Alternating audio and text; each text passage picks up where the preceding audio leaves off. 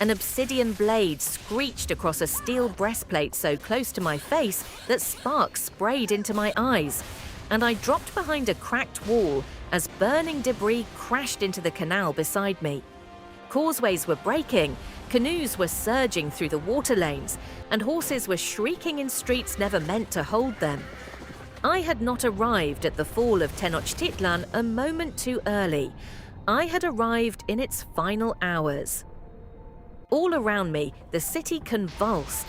Mexica defenders struck with macuahuitl and spears from rooftops and bridges, while Spanish soldiers and their indigenous allies forced forward through smoke, hunger, and fury. The air tasted of ash and lake water. Temples burned above the plazas like torches raised against the sky. Then, through the chaos, I saw something that did not fit. One compact assault unit ignored scattered valuables, ignored wounded men, and drove straight toward the sacred precinct with dreadful precision. I ran when the street opened, slipped on wet stone, caught myself on a broken stair, and nearly collided with a fleeing father carrying a child wrapped in woven cloth. He pointed toward the great temple, eyes wide with panic, then jabbed 2 fingers downward as if warning me about something hidden below. Before I could ask more, he vanished into the smoke.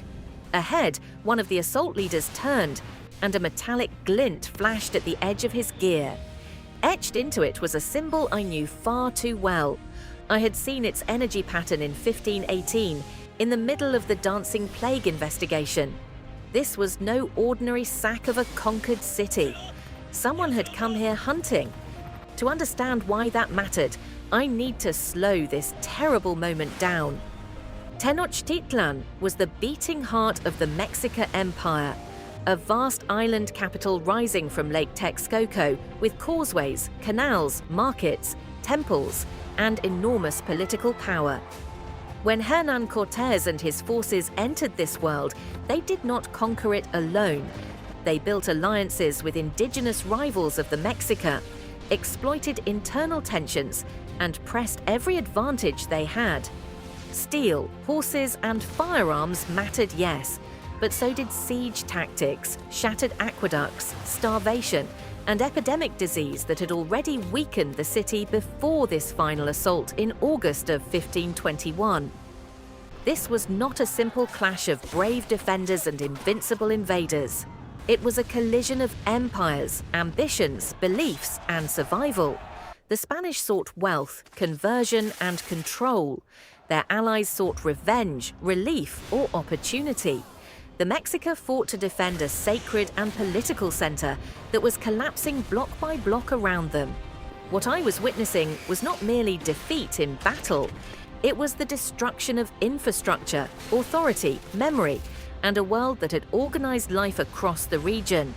And buried inside that catastrophe, I could feel the same hidden hand signature I had traced in 1518. That case had shown me a pattern.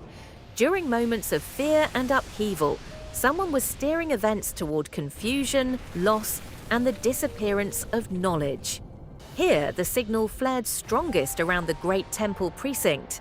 That meant the target was not only treasure, it was information, records, observations. Astronomical charts preserved by scholars who had watched the sky with extraordinary discipline. So I followed the specialist unit through alleys of broken masonry and toppled market stalls, keeping low whenever arrows or shot cracked overhead. Again and again I watched them bypass gold ornaments, painted shields, and portable valuables that any common looter would have seized.